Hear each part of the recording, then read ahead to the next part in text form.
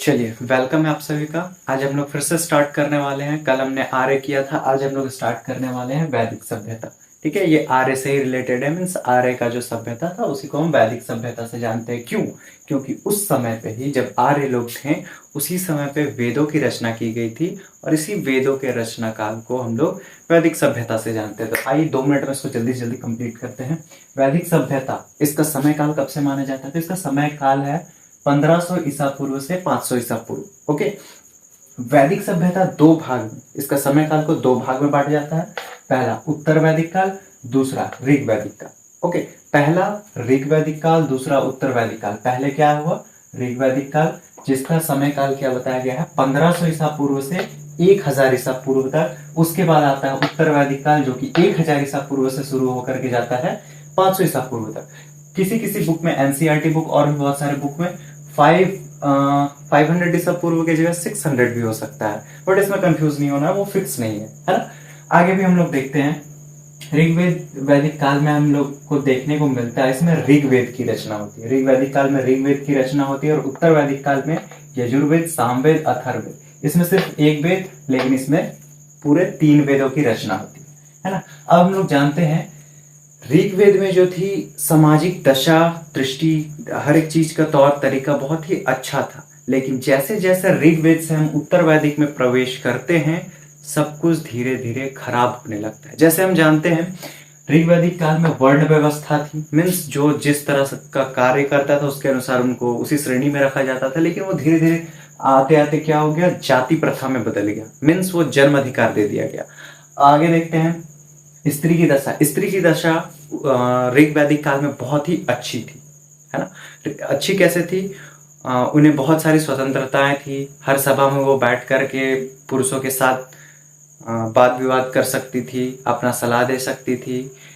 स्त्री पूजक था समाज, है ना। ऐसे बहुत सारे तथ्य मिलते हैं, इनसे पता चलता है कि स्त्रियों का स्थान बहुत ऊंचा था। एकल विवाह का प्रथा था, मतलब सिर्फ एक ही विवाह किया जा सकता है।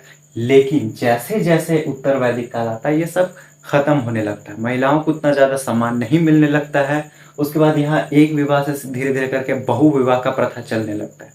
आगे अब हम लोग देखते हैं, इस समय काल में 4 वेदों की रचना हुई थी। चारों वेदों के बारे में हम लोग डिटेल से देखते हैं। पहला है ऋग्वैदिक काल। ऋग्वैदिक काल में ऋग्वेद की रचना हुई, जिसके बारे में बताया जाता है ये सबसे प्राचीन वेद माना गया है इसको, जिसमें 1028 श्लोक है, 10 मंडल है। तीसरे मंडल में गायत्री मंत्र का वर्णन मिलता है। बस ये इंपॉर्टेंट फैक्ट्स है, इनको याद रखना है, नोट करते चलिएगा। सबसे प्राचीन वेद ऋग्वेद, ओके, 1028 श्लोक, 10 मंडल, तीसरे मंडल में गायत्री मंत्र। अब दूसरा देखते हैं उत्तर वैदिक में हमारा 3 वेद है। अब तीनों वेदों को देखते हैं लोग। यजुर्वेद, यजुर्वेद में इंपॉर्टेंट क्या है? यज्ञों के नियम है इसमें, है ना। यज्ञों के नियम बताए गए हैं। बलि प्रथा का वर्णन मिलता है। 2000 श्लोक है, 40 अध्याय है। ओके, ये पता चलता है हमें यजुर्वेद में। आगे आते हैं हम लोग सामवेद। सामवेद में हमें पता चलता है साम का अर्थ होता है गान, और इस वेद को संगीत का जनक भी कहा जाता है, भारतीय संगीत का जनक भी कहा जाता है। जिसमें 1810 श्लोक है, गद पद गाने योग्य है। ओके, इसमें गद और पद भी है जो कि गाने योग्य भी है। इसमें 7 सुरों का वर्णन भी मिलता है, जो सारे गामा पाधा निशा वो होता है, सामवेद में उसका वर्णन हमें मिलता है।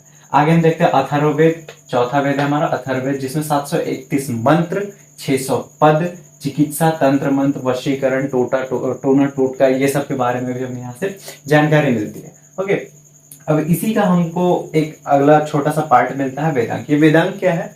तो हम जानते हैं वेद का पूरक विज्ञान।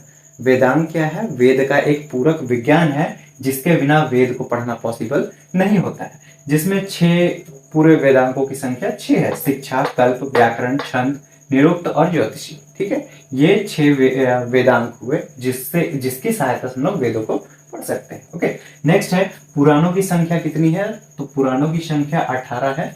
ये क्वेश्चन इंपॉर्टेंट हो सकता है। ओके, अगला है उपनिषद 200 से अधिक है ना। उपनिषद जो है वो 200 से अधिक है, पर जो सर्वमान्य है, ज्यादातर ऑप्शंस वगैरह अगर मिलेगा तो वो होगा आपका 108। ओके, जो सबसे ज्यादा इंपॉर्टेंट है वो कितना है? 108। ओके, तो ये रहा। अगर आपने कुछ पढ़ाई नहीं किया है तो कम से कम इतना सा, इसमें कुछ जानने लायक है नहीं, बिल्कुल इजी है। मैंने जो बता दिया बस उतना रट लो, इससे आप 5 से 10 पेज इजिली बना दो। ओके, हल्का काट काट के लिखो तो 5 पेज बन जाएगा, और एकदम एक्सप्लेन करके लिखो तो ये कम से कम 10 पेज तक जरूर जाएगा। ओके, तो हम लोग मिलते हैं नेक्स्ट वीडियो में।